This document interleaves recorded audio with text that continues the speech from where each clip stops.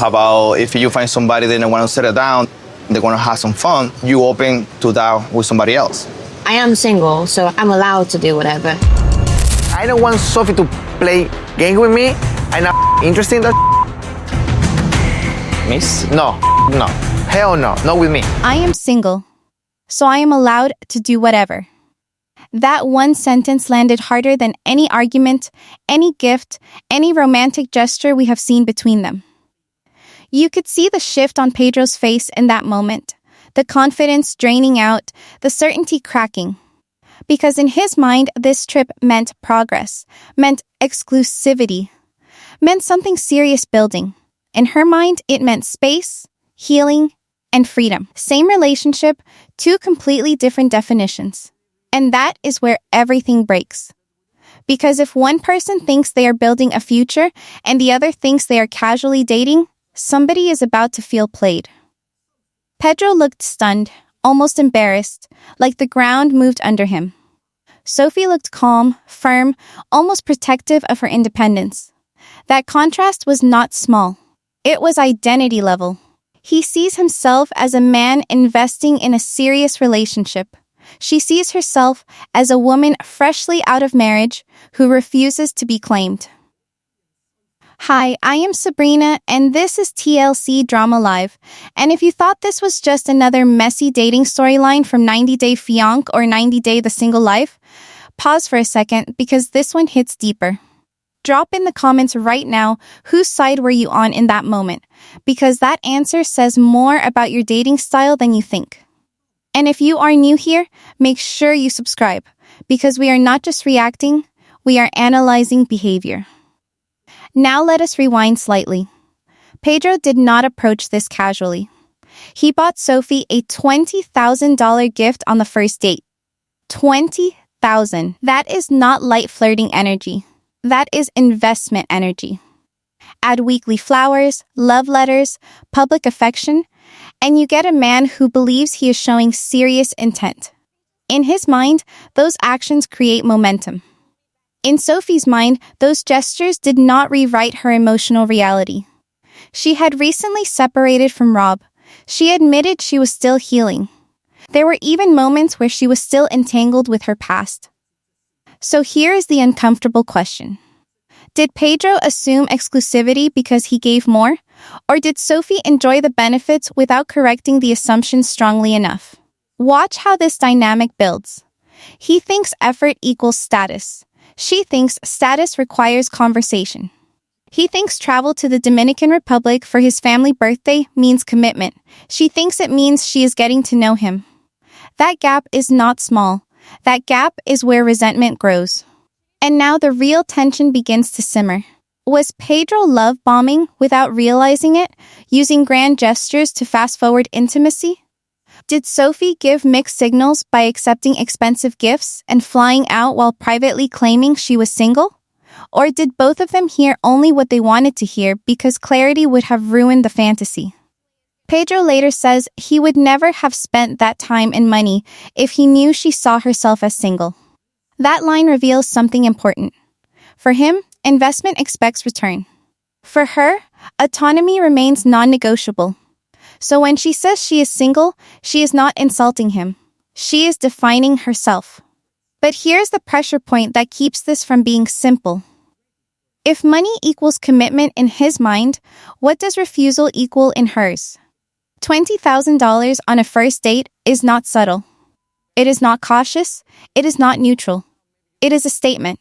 When Pedro showed up with that level of financial gesture, he was not whispering interest. He was broadcasting intention. On 90 Day The Single Life, that kind of move does not float in the background. It defines the tone from day one. And once you define the tone with money, everything after that gets measured against it. Think about what that kind of spending communicates. It says I am serious. It says I am capable. It says I am not here to waste time. But it also says I expect this to matter.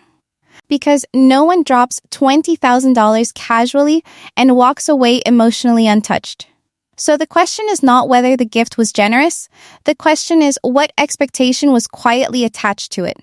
Early overinvestment in dating often creates a psychological shortcut. Instead of building connections slowly, you try to fast forward intimacy. You compress time. You attempt to skip uncertainty. From Pedro's perspective, this might have felt like proving value, showing stability, showing commitment. Especially after everything viewers saw in his previous 90-day journey, there is a visible pattern of intensity. When Pedro decides he wants something, he does not approach halfway. He goes all in, emotionally, financially, publicly. But Sophie publicly described herself as freshly separated, still healing, still figuring out what she wants after a long marriage. Those are not the words of someone looking to be claimed. Those are the words of someone protecting independence. So when a man shows up with grand gestures and a woman shows up with emotional caution, the imbalance starts immediately.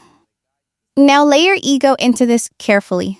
For many men, especially on a show where image matters, financial provision becomes part of identity. Being the one who pays, who provides, who invests, can feel tied to worth. So when Sophie later says she is single and allowed to do whatever, it does not just reject exclusivity. It challenges the value of his effort. And that stings. Not because he is evil. Not because she is cold. But because their definitions of progress were never aligned. Here is the sparring partner question. Was Pedro expressing genuine generosity, or was he unconsciously building leverage? Not leverage in a manipulative villain sense, but leverage in the sense of, I did this, so this must mean something.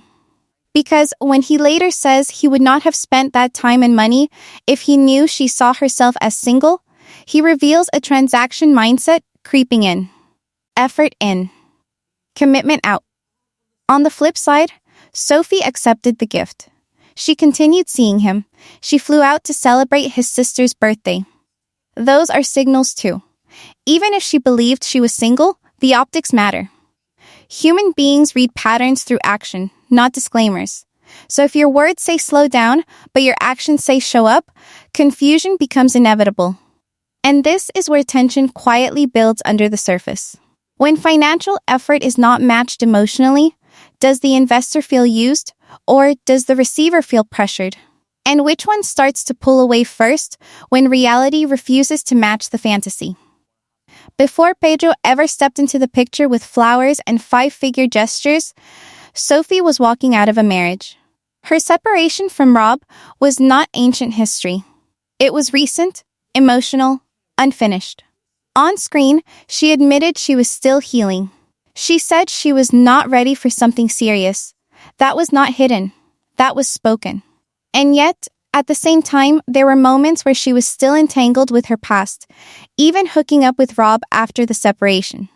That detail matters, because it tells you her heart was not cleanly detached. It was in transition. Transition is messy. Transition is confusing.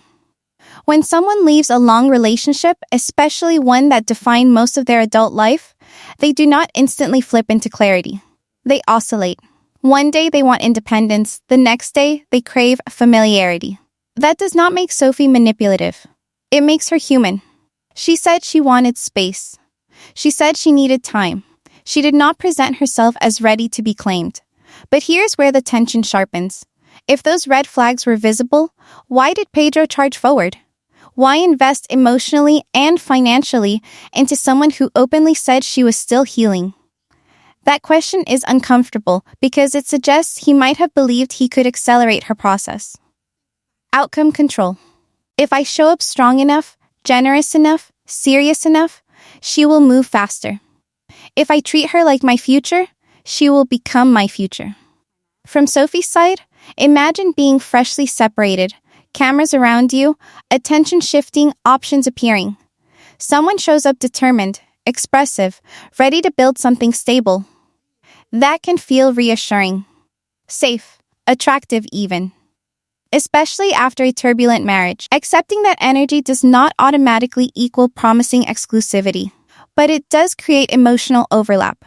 And overlap is where misunderstandings grow. From Pedro's side, imagine committing in your mind. buying the gift, sending letters, planning for family integration. Hearing that she is single and allowed to do whatever would feel like a public rejection of private investment. That is not small. That hits pride. That hits self-image. It triggers the fear of looking foolish on national television. Here is the emotional spike. When Sophie said she was not ready, was she protecting herself or keeping options open? And when Pedro heard that she was healing, did he respect it or did he quietly decide he could be the exception? Because sometimes people do not ignore red flags out of stupidity, they ignore them out of hope. Watch their body language during those conversations. She looks cautious. He looks certain. That imbalance tells you everything. One person pacing slowly, the other sprinting toward commitment. And now we are staring at the core contradiction. If she said she was not ready, if she admitted she was healing, if she never verbally confirmed exclusivity, then the pressure shifts. Why did he keep investing? Pedro moved like a man in a relationship. He spoke like a man in a relationship. He introduced her to family like a man building a relationship. In his head, the label was already there.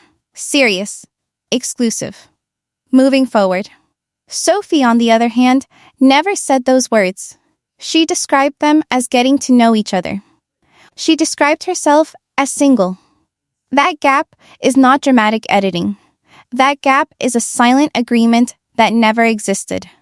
Exclusivity is not built through vibes. It is not built through expensive gifts. It is not built through travel. It is built through a clear conversation where both people say the same thing out loud. Without that, everything else is interpretation. And interpretation is dangerous because it filters reality through desire. If you want something badly enough, you start translating neutral signals into confirmation. Pedro believed the consistency of their communication meant commitment. Weekly flowers, regular calls, a family birthday invitation. Those actions felt like progression. Sophie might have seen those same actions as courtship. Attention. Effort, not ownership.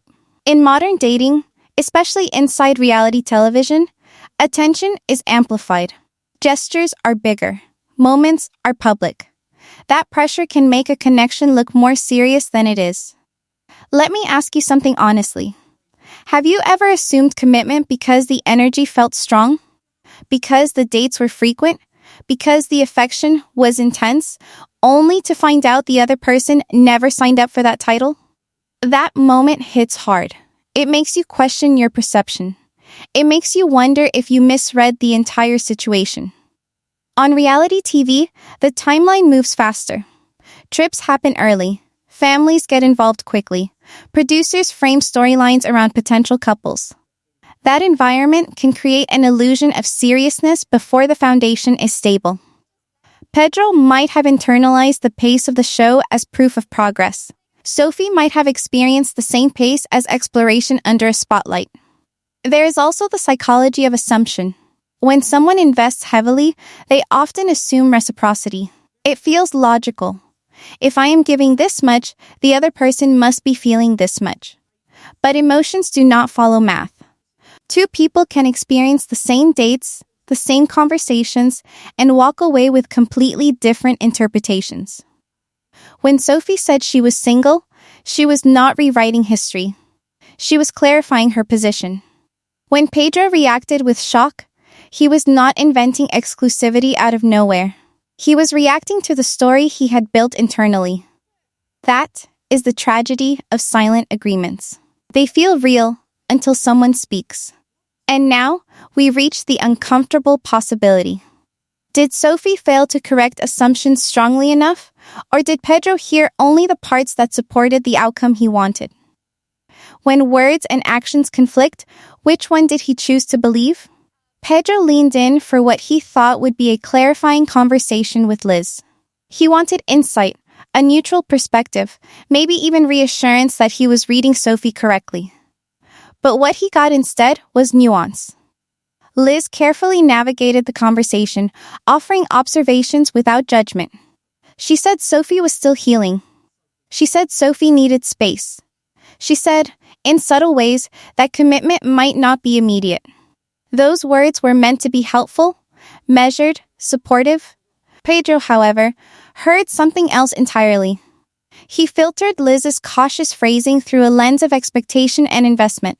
In his mind, Liz was signaling doubt about Sophie's seriousness, which felt like a challenge to his ego.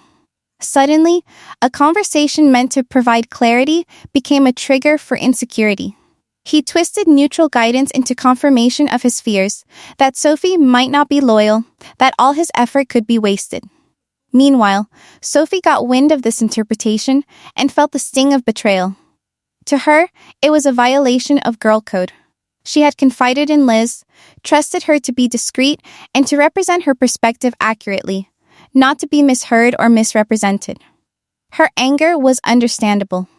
She saw Pedro using her friend as a mouthpiece to validate assumptions, turning private observations into perceived public commentary. That dynamic immediately fractured trust.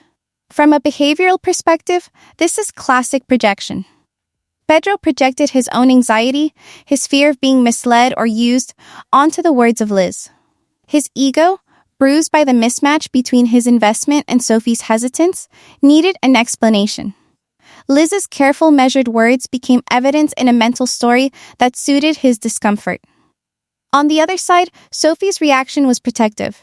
She was guarding her boundaries, her autonomy, and her sense of fairness. Her anger was less about Liz and more about Pedro's interpretation of Liz. The psychology here is delicate. Pedro's behavior is not malicious. He is responding to perceived risk, to the mismatch between effort and acknowledgement.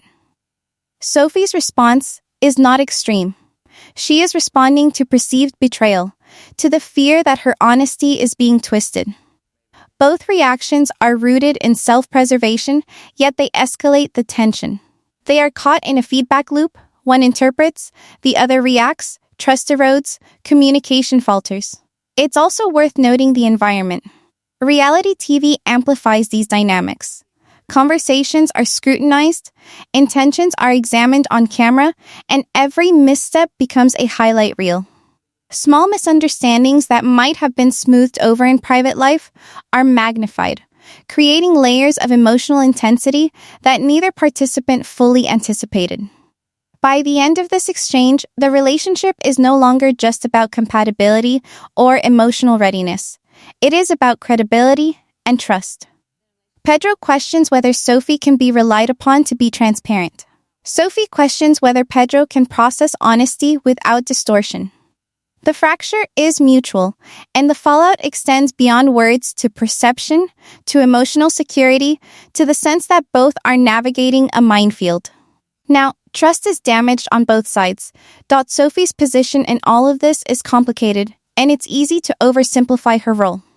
On one hand, she never promised exclusivity, never committed verbally, and consistently reminded Pedro she was still healing. On the other hand, she accepted expensive gifts, flew across countries to meet him, and shared moments of emotional closeness that naturally felt like signals of investment. That's where the tension lives. Did her actions unintentionally create an impression Pedro was clinging to? Or was he simply reading into normal courtship gestures through the lens of his own desires? Accepting gifts does not automatically equal consent or commitment. Sophie was navigating the early stages of a connection while still processing her divorce. It's possible she viewed Pedro's attention as generosity and affection, but not as a binding contract. Traveling to the Dominican Republic, meeting his family, spending quality time together, these are gestures many would interpret as deepening a relationship. Yet context matters. Sophie's internal narrative, which she openly shared, was about exploration, not a guarantee of exclusivity. The tricky part comes in emotional proximity. Shared laughter, late-night conversations, and vulnerability can feel intimate. To Pedro, this intimacy confirmed the relationship he was constructing in his head. To Sophie, it was a safe space to get to know someone while still protecting her independence. That imbalance is classic in dating dynamics.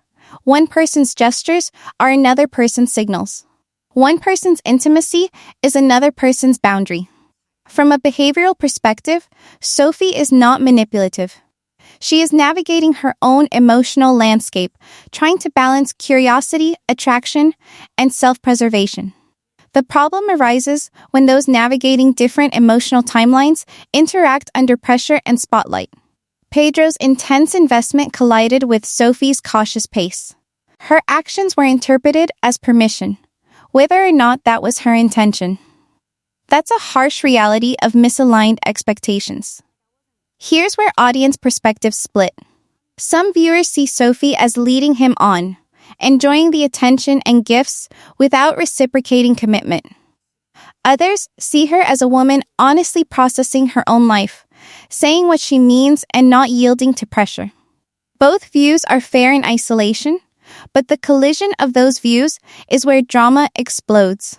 It's not about right or wrong. It's about perception, timing, and the power of assumptions. And that is the unresolved moral dilemma. Can we hold someone responsible for the expectations another person builds in their mind, even when that person is investing heavily? Does emotional proximity create obligations that were never verbally agreed upon? Sophie may not have misled Pedro intentionally, but the impact of her actions triggered a narrative he fully believed. That tension is where reality TV thrives, ethics, desire, and perception clashing in real time, leaving no easy answers. The question lingers. Who truly holds responsibility when affection, money, and expectations collide? Sophie, Pedro, or the unspoken rules they both assumed were understood? Pedro's actions reveal a deep human instinct we rarely admit: fear of rejection. It's subtle, but it drives choices more than logic or romance. When he lavished Sophie with gifts, flew across countries, and showered her with letters and attention, it wasn't just generosity. It was a hedge against uncertainty, a way to create a sense of security that he couldn't guarantee emotionally. Money, time, and effort became stand-ins for intimacy, as if lavish gestures could protect him from the possibility that she might not reciprocate his feelings. This overcompensation is common in high-stakes dating, but in Pedro's case, it's amplified by the reality TV environment. Every move is on camera, every reaction is scrutinized, and the stakes feel enormous. Not only is he seeking Sophie's validation, but he is also performing for a public audience that judges him for success, failure, and manhood. That pressure transforms normal courtship into a performance, where emotional misalignment becomes highly visible and, in turn, more painful. Looking at Pedro's past, it's clear this pattern isn't new. History shows a tendency to move fast, to invest heavily, and to assume that grand gestures will yield reciprocation. The context isn't exaggeration, it's documented behavior. That consistency suggests fear of loss rather than calculation may be a primary driver. He's trying to control an unpredictable outcome in a situation where control is impossible. The more he gives, the more he hopes to guarantee connection. And yet, the strategy backfires spectacularly. Sophie's readiness, her boundaries, and her personal healing timeline are not for sale. The gap between Pedro's investment and Sophie's pace creates tension, not closeness. He interprets caution as resistance, distance as disinterest, and those interpretations fuel further gestures. It becomes a cycle. Fear leads to action. Action creates misalignment. Misalignment fuels more fear. Here's the moment to reflect. Haven't we all tried to buy emotional security in our own ways? Maybe not with thousands of dollars, but with time, attention, or overexertion in relationships. Pedro's actions hold up a mirror to anyone who's tried to guarantee love by giving more than they received, by assuming effort equals control. It's uncomfortable, because it exposes the fragility in our need for assurance.